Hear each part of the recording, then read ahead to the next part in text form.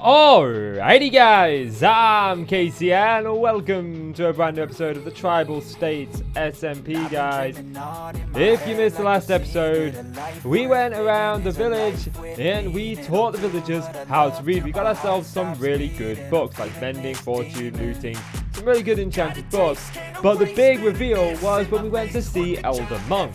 Elder Monk had vanished, he was nowhere to be found, but he did leave us a note saying that basically he took one of the blades we attributed him in episode 1 and had gone out to fight the mobs of the night. In the meantime, the village was mine and I was to take care of it. So, between episodes I set about doing some of that work. First of all, I decided I was going to go mining and get a bunch of deep slate. I want to use this in a lot of the builds that we use, so I got an entire chest full of it. Next, I found a mine. I stumbled across this huge mine. And it was really, really good. Just started out simple, but as we got deeper and deeper, it opened up some like bridges, cascading. It was a place to behold, and I still haven't ventured all the way through it. There's loads of it I've still yet to go through, but I did manage to get quite a bit of iron, quite a bit of copper, and a lot of resources from it, so that was good. Then I dug down to Y level 58, and I started looking for diamonds. And I did manage to get about 40 or so diamonds, which is great as well. Then I discovered something really cool and what we're going to do in this episode. And that is, we found a skeleton spawner. And I want to turn this skeleton spawner into an XP farm and into a bone farm, because I like to use bones in my builds. A bone block is a lovely block. So, if there's something you think you guys are going to enjoy, do me a favor, leave the video a like and hit subscribe. And without any further ado, guys, let's get into the episode. So, the first order of business is catch up. It's been a very busy couple of days, so I haven't had much time to actually sit down and play in time to record. So I thought I'd make that time to gather some resources. We got some jungle wood, we got some dark oak wood, a bunch of dark oak wood, a bunch of oak wood, and a little bit of birch. We don't need too much of birch. A few little bits of cobbled stuff, and then where's the main one? The main one is here. We got a whole barrel full of cobbled deep slate, and another half a barrel full of it, which is great. I've also got another nearly half a chest full of the regular deep slate. We've also got a bunch of copper, which is great. I added in some furnaces, more furnaces. These are smelting up some more copper. I don't even know if I'm going to use copper in the builds yet. I haven't got a plan to use it, but I know that I will probably want to use it in the future. We've also got ourselves some stone. Now, I did also go mine. I got myself a fair bit of iron, and I didn't get too much redstone, to be honest. I was just leaving it down there. I don't use redstone very often, and my mine's full of it, so if I need it, I can just go down there and get it. But I did get enough to tide us over. I picked up every bit of lapis that I saw, and I also got 42 diamonds. This includes the set of diamond tools that I've got. And I also did this pickaxe as well, with mending, efficiency, silk touch, and unbreaking on it, which is great. But I made a mistake when making this. It made this very, very painful. I accidentally put the unbreaking book onto Casey's fortune one again, and that cost me levels, a book, and emeralds. So yeah, and as I said, I'm not the only one who plays on this server. I have a wife and a mate who plays on this server as well, and we are going to write them into the storyline, and we will do trades with them. But we have been doing some trades off camera just to make the game a little bit easier, and I traded a diamond tool. This diamond tool, exact same enchants, but obviously not my one, for this dark oak wood here and this jungle wood and dark oak wood here. The oak I gathered myself, but the rest, the dark oak and the jungle wood, was gathered by my wife, and I traded her a tool with all those enchants on it. Now, let's get into the first thing that I want to do today, which is I want to make myself an entire suit of diamond armor. Boom. Oh, and one thing I also did is I traded my mate. I traded a full, well, I didn't trade a full stack of armor.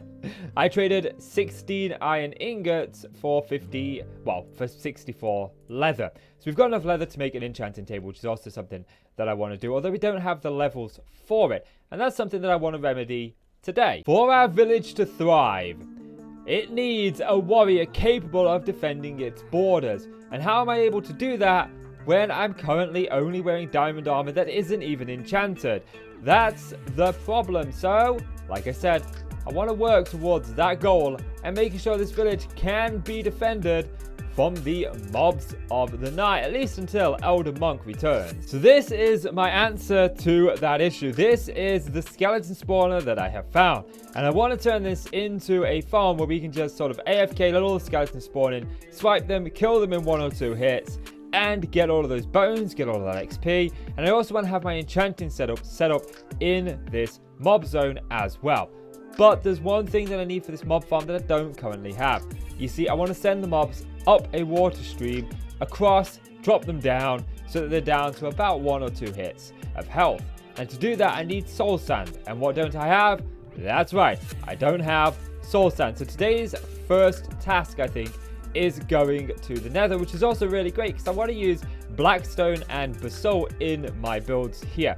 I'm not going for the very typical using sandstone in the desert. I want to use something different and kind of make it look like we built a city on the desert, but not out of the desert related materials, just because I've done that a few times and I don't want to do it again. So, it's off to the nether we go. So I don't want mobs traipsing through my nether portal, ending up in the nether and giving me a bad day when I'm in there, so I'm putting the nether portal in this room here. And my wife actually tried to sell me a flint and steel, but they're so easily able to be crafted and cheap that I didn't purchase one from her. But I did leave her with an idea, and she was going to set up a shop selling flint and steels, but I didn't think it would do very well. Like I said, they're just too cheap and easy to make yourself. However, put that shop in the nether. Put that shop in the nether near any nether portal. And how many times have you gone into the nether and a ghast has blown your portal up and you haven't had a flint and steel with you? I've done it so many times. I think if she were to do that, then the profits of the shop would be so much more. And I think she's going to take me up on the offer. So I was expecting to traipse through the nether, finding all of this that I want to build with. But no, it's literally on my doorstep. But I'll tell you something. That Geiger counter in the background that triggers when there's radiation. Oh, it gives me the chills. I'm very big on Chernobyl. I love everything to do with Chernobyl, apart from obviously what happened. But the whole idea of what happened and how it happened, it fascinates me. And I know what Geiger counters do. I know what radiation does. It's not very good. But so this always gives me the creeps. The only trouble with this is I've no clue where to go to find soul sand, or even if I can. And I don't want to fall down there. We got to be very, very careful because I don't want to die. But I think I'm going to try and find soul sand first because it looks like that's going to be the hardest. Then I'll focus on actually, you know, gathering up some basalt and some blackstone and that kind of stuff. So that starting area went pretty much nowhere. I've had to dig a tunnel straight across. There has been a few mishaps. I have been set on fire more times than I care to count.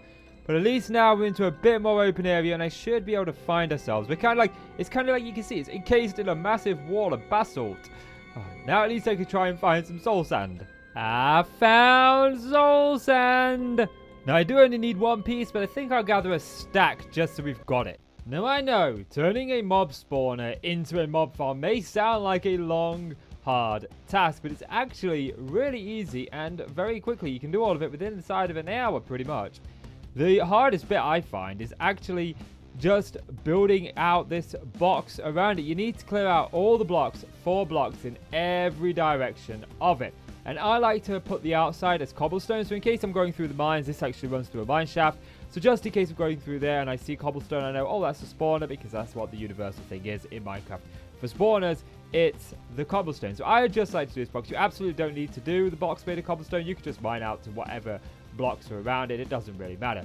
And the first piece of technical thing that you're going to want to do is take a block directly below it right here and dig down. You're going to want to go about 3 blocks down like so, and then you're going to want to tunnel off in 1 direction. I'm going to choose in this direction, but you can go literally in any. Hello there. Little bit of advice: if you're working in a mine shaft, you might want to check for creepy crawlies first, like I should have. This would have been a very blast of a time should I have died. Okay, let's just torch this up. Any goodies around here? No goodies.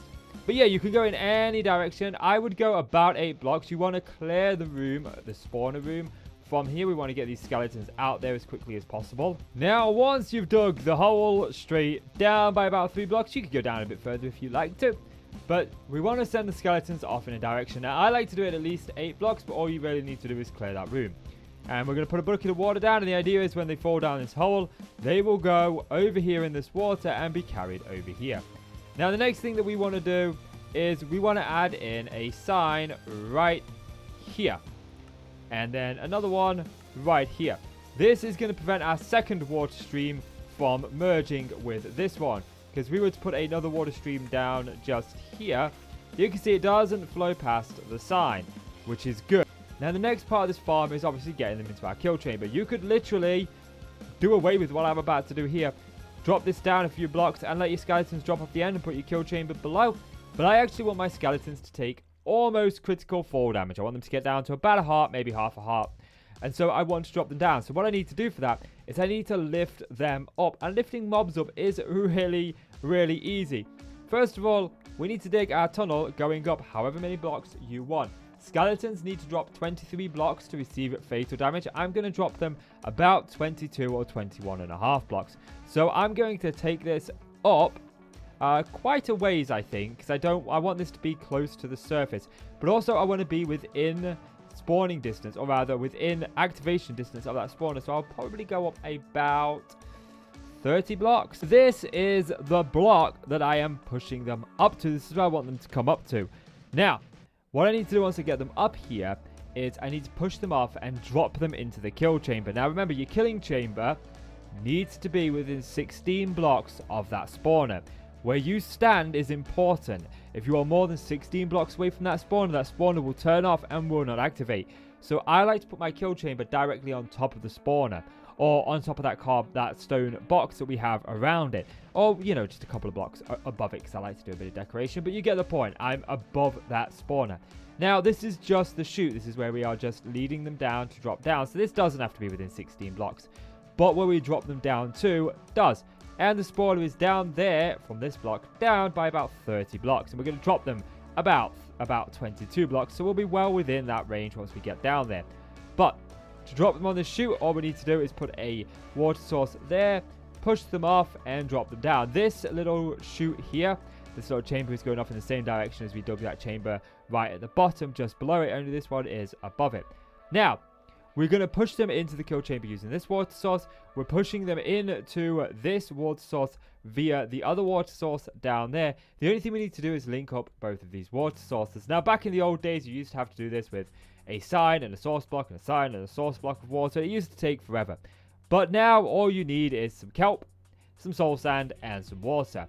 Now, this is where I dug up here. So all I'm going to do is I'm just going to dig right back down to that first chute we did. So now that we're back down here, this is the bottom chute. I've dug all the way down. What you want to do is you want to put yourself a piece of soul sand right here. Now, soul sand interacts with water in a unique way. It actually pushes things to the surface very quickly, but it only does this if there's source blocks. So if we plant a kelp rather than having to fill this all with a source block, all we're going to do is grow this kelp all the way up. And we will get them all as source blocks. Then it's just a simple case of diving right back down and breaking that bottom block. Now I've taken the kelp up to the top. All we're going to do is break the bottom block.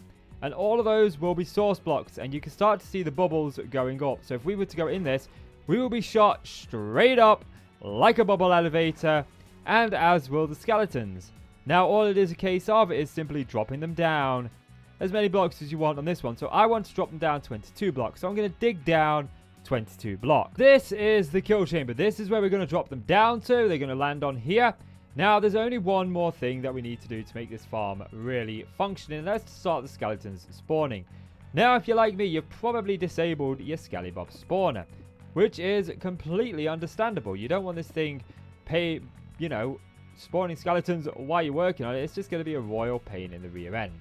So we need to, well, obviously we need to take those torches out, but I also need to seal up this entrance. With that entrance sealed up, all we want to do is we want to put one bucket of water in each corner.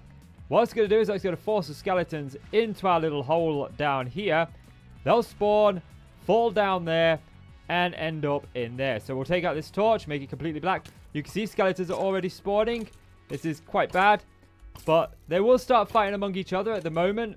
But don't worry about that. That's only because they shot at us and accidentally hit each other. they won't fight amongst each other once we actually get out of here.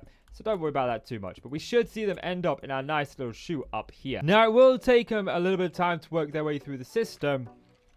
But they will start spawning. As you can see, we're already getting them spawning here. And then we can just slash them, and they're all slain with one hit. That's our bones, that's our XP. It's a great way in the early game to repair your tools and also get bone blocks, because, you know, I love my bone blocks. Now, the ones that have armor on them, unfortunately, will survive the drop. And there's not really much you can do about that other than obviously dropping them further. But if you drop them any further than this, it will kill these guys. Like, these are literally one hit. You can punch them. So I don't think I actually want to drop them any further. I'll just have to deal with those guys with the armor. It's not that big of a deal. Anyway, this is not the kind of design that I want for this room. I actually want a much better and nicer design. And to do that, I need to sort of dig this room out and revamp it. So I'm going to do that. So guys, I've been hard at work and I've got the mob farm pretty much done. The only thing we haven't done is anything on the surface. And I'm not exactly sure how I want it to go on the surface yet. So I'm going to wait until we start moving into here on the surface. But down here is all functional. This is one of 2 staircases that leads down into the mob farm. And I've got some planks here just temporarily for protection when I'm AFK. We'll just pop them back. But this is the skeleton mob farm. And I think it looks really, really good. I've tried to keep it simple yet elegant. It looks really, really nice. We've got the nice little crimson wood. Is this crimson wood? I can never remember if this is a crimson wood or the warped wood. This is a warped wood. The crimson is red one. Makes sense. But yeah, we've got this. We've got black stone. We've got deep slate. And we've even got basalt. And it all looks really, really nice. And I love this chain detail. It's one of my favorite things to do. I've saw this quite a bit. And it's something I've meant to do a little bit more often. But I always forget to do it. But I've done it now. And I really, really like it. So we haven't changed much here. I've put some ladders behind. They do land on the top of the ladder and they do tend to cram up there. But this prevents entity cramming, which is kind of what we want. We don't want them to keep getting...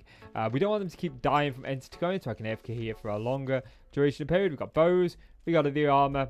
We got the arrows. And we got bones. And then we got another set of chests over there. And another set there for anything else. And these ones I'm going to put barrels in. But for right now, I don't need any extra storage. So I'm just going to leave them undone like that.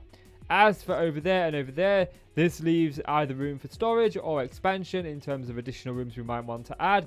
There are a couple of cave spider spawners around here, so it would be nice if we could maybe hook them up to here as well. Maybe go down another corridor into the cave spider spawner or something. There are quite a few around here, so we might be able to link this up as some sort of underground mob farm. And then, of course, over here, guys, we've got our nice, lovely enchanting set. Ignore the roof. I completely forgot to fill that in. I forgot I ran out of dark wood. I will get that done. But yeah, we can enchant over here. We can disenchant here. And we can also keep our lapis over here. Because how many times do you come to your enchanting setup and forget you've got lapis? That you need lapis and it's not there. I do it all the time. So I started keeping a chest with my lapis here. So I don't have that problem anymore. Been doing that for quite some time. But yeah, these chains cost a lot of iron. So an iron farm is on the cards in the near future. However... this is just the beginning, guys, of what our kingdom is going to look like. So before I sign off, there's one thing that I need to do, and that is write my memoirs. As we've been doing with these episodes, we've been writing a memoir in every couple episodes or so, summing up what we've done and to continue the story. So here we go. These are in-game days 63 to 337. Again, I say this every time. I'm playing on a server, so this server is running 24/7. So these days are escalating even though I'm not on them. But this is what day it says it is in Minecraft. And this is also tied to the local difficulty. So when I was on easy earlier on, and we'll get into that in just a moment, then it didn't count those days. Why was I on easy? Well, that was a small mistake on my part. You see, I made a change to the server. I put in a plugin server instead of a vanilla server so that we could put in a skip the night plugin allowing just one person to sleep. And I copied the world over, and as I copied the world back over, I didn't actually copy over the other file that has all of the settings for the world in it. So it ended up just being the same world, but it was on easy for about 4 days before I realized. And that was when I was in the nether. I was like, oh, I'm going to make one easy. And I rectified that before I even set off in the nether. Because I figured lava wasn't doing as much damage to me as it probably should be doing. Anyway, I fixed that, and I just wanted to explain that so you guys have got that. Anyway, now, let's get into the story. There's something I haven't told you. I introduced myself as a wandering traveller. Well, that isn't exactly the truth. I haven't always been roaming the great unknown. I'd like to say I've been on the wayward road for near to a year. The life I've lived before, encased in never-ending pain, is a torment I wish I could be free from. Sometimes, I doubt even the noble ambitions can erase the sins of yesteryear. What I did, what I'm running from, is right there in the reflection of light. My shadow is where my evil lurks, festering the longer I hold him back. Today, I gave my people a source of trade. The village is producing quality arrows, stern bones and flavourless white blocks. We have bows to fend off the mobs of the night. And then my YouTube channel and the episodes you can find it in. So, there we have it. The mobs of the night, they're being kept at bay now thanks to those bones and arrows and bows that we are producing. Well, not the bones, I mean, what are they going to do? Go caveman on them? I mean, we could have some cavemen. I don't mind cavemen. Cavemen are pretty cool. We could have some cavemen. I like cavemen. Yeah, we could have some cavemen among our people. Sure, why not? Now, like I said, something I haven't told you.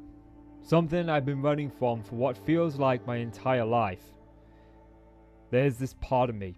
There's something inside of me that I can't control. Something dark and sinister. And the last time I let it take hold, disaster struck.